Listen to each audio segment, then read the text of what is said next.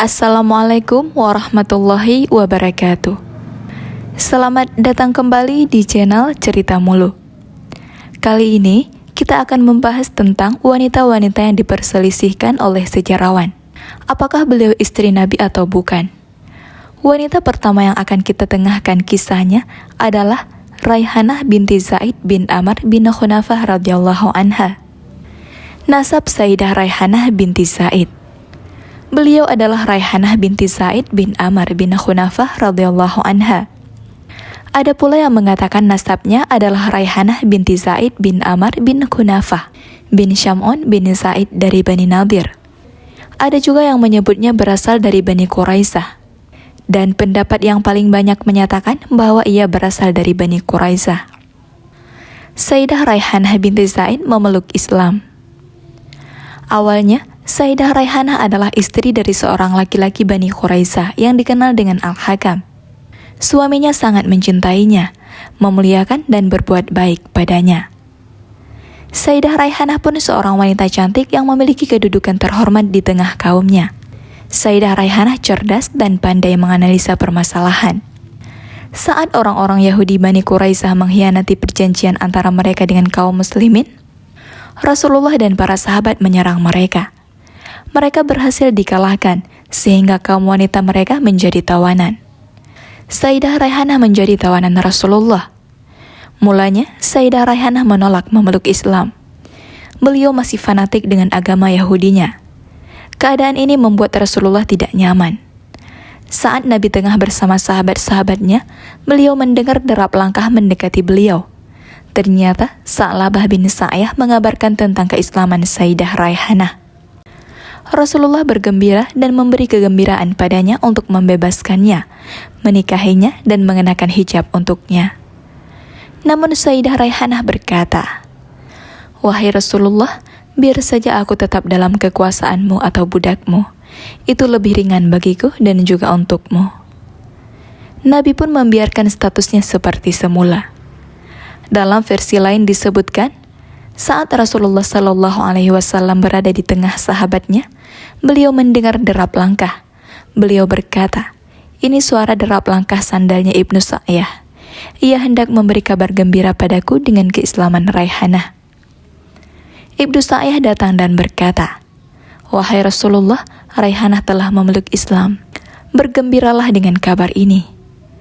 Nabi mengirim Raihanah ke rumah Salma binti Qais, yaitu Ummul Mundhir.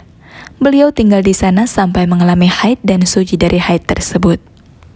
Ummul Mundhir datang menemui Nabi Shallallahu Alaihi Wasallam. Ia mengabarkan bahwa Raihanah telah suci.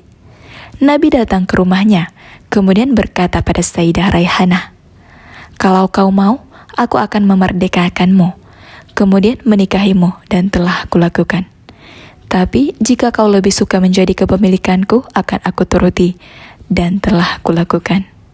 Raihanah menjawab, "Wahai Rasulullah, sungguh lebih ringan untuk Anda dan untukku kalau aku berada di bawah kepemilikanmu." Hubungan Raihanah dengan Rasulullah terus berlangsung demikian sampai beliau wafat. Ibnu Katsir dalam As-Sirah An-Nabawiyah. Apakah Sayyidah Raihanah seorang ummul mukminin? Para ulama berbeda pendapat apakah Sayyidah Raihanah termasuk istri Rasulullah Sallallahu Alaihi Wasallam ataukah budak beliau. Mereka yang berpendapat bahwa Sayyidah Raihanah radhiyallahu anha adalah budak beliau berargumen dengan riwayat-riwayat yang menyebutkan bahwa Sayyidah Raihanah sendiri yang lebih memilih untuk menjadi budak beliau dibanding istri beliau. Demikian juga diriwayatkan dari Ibnu Sirin, yaitu seorang tabi'in, bahwa ada seseorang menemui Sayyidah Raihanah radhiyallahu anha. Orang tersebut berkata, "Sesungguhnya Allah tidak menghendakimu sebagai ibu dari orang-orang yang beriman." Raihanah menjawab, "Dengan demikian, engkau tidak Allah kehendaki menjadi anakku." Jawaban Sayyidah Raihanah ini menunjukkan bahwa ia bukanlah istri Nabi. Di antara sejarawan yang berpendapat bahwa Raihanah adalah istri Nabi adalah Al-Waqidi. Ia berkata, Rasulullah Shallallahu Alaihi Wasallam memerdekakan Raihanah binti Zaid bin Amr bin Khunafah. Dan saat itu ia telah menikah. Suaminya mencintai dan memuliakannya.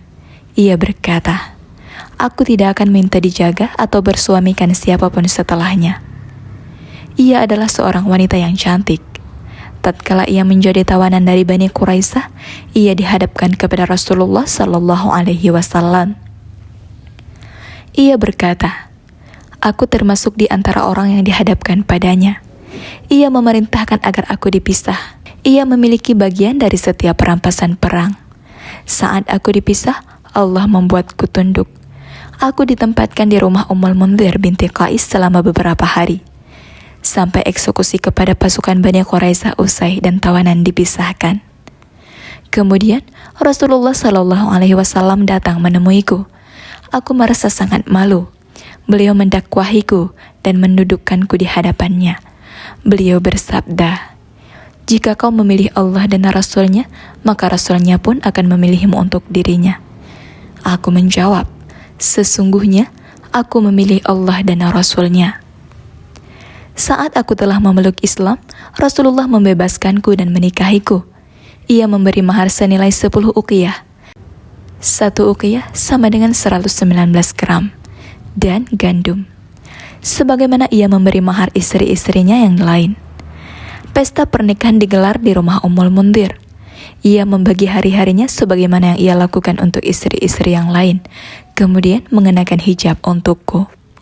Al-Waqidi mengatakan, Rasulullah Shallallahu Alaihi Wasallam mengaguminya. Tidaklah ia meminta sesuatu pasti diberi. Ada yang berkata pada Raihanah, "Kalau saja kau meminta kepada Rasulullah untuk membebaskan Bani Quraisyah, pasti beliau akan membebaskan mereka." Ia menjawab, "Ia belum bersamaku sampai semua tawanan dipisah." Rasulullah senantiasa bersamanya dan banyak meluangkan waktu bersamanya. Kebersamaan ini terus berlangsung hingga Raihanah wafat sepulang dari Haji Wada. Nabi memakamkannya di Baqi, dan waktu pernikahannya dengan Nabi adalah bulan Muharram tahun 6 Hijriah. Ibnu Katsir dalam Al-Bidayah wa An-Nihayah. Ibnu Sa'ad dalam tabaqatnya juga sependapat dengan Al-Waqidi. Ia berkata, "Inilah yang diriwayatkan pada kami tentang pembebasan dan pernikahannya.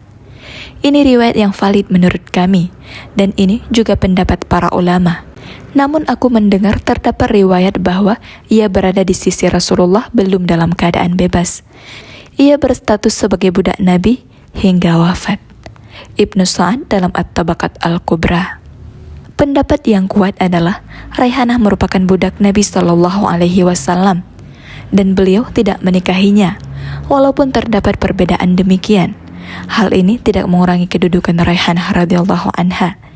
Ia memiliki kedudukan yang agung karena kedekatannya dengan Rasulullah Shallallahu Alaihi Wasallam, dan karena ia merupakan salah seorang wanita di rumah Nabi. Telah ditakdirkan untuknya kebahagiaan dengan kedudukan ini. Wafatnya Sayyidah Raihanah. Sayyidah Raihanah telah dianugerahkan kenikmatan yang besar dengan beberapa tahun berada dalam naungan rumah Nabi yang suci.